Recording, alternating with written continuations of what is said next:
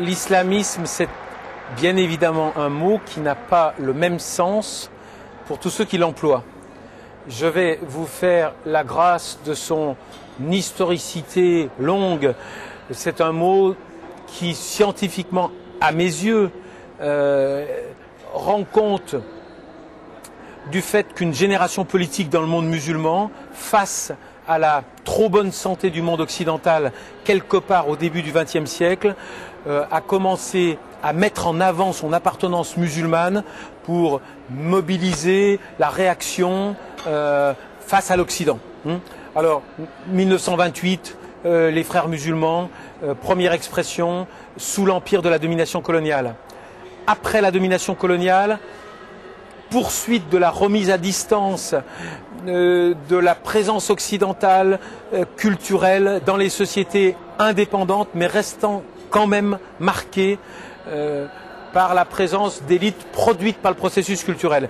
Et puis, 1990, rupture, radicalisation d'une composante des musulmans du monde qui vont, face à la poussée de l'unilatéralisme américain, face à la capacité des États-Unis à coordonner une réponse seulement sécuritaire au dysfonctionnement de l'ordre mondial, à se coordonner avec les acteurs du conflit israélo-arabe, ceux qui sont du bon côté du rapport de domination, à se coordonner avec les titulaires de régimes arabes relativement illégitimes.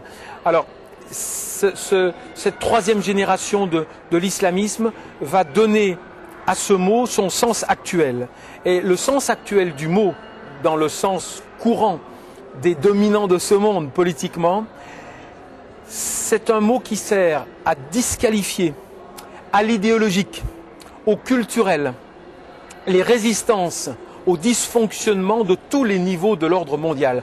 On appelle islamistes ceux qui résistent ou ceux qui s'opposent au dysfonctionnement de l'ordre mondial, c'est-à-dire aux méthodes qu'emploient les États-Unis pour établir ou pour pérenniser leur hégémonie dans une région du monde.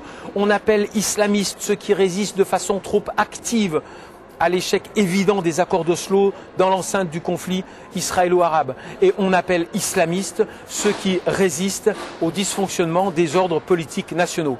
Donc je pense qu'il faut avoir conscience de ce tour de passe-passe sémantique qui consiste, pour éviter à se poser la question de la responsabilité politique de chacun dans les violences de ce monde, de céder à la facilité, de disqualifier le vocabulaire qu'emploie celui qui résiste et qui s'oppose.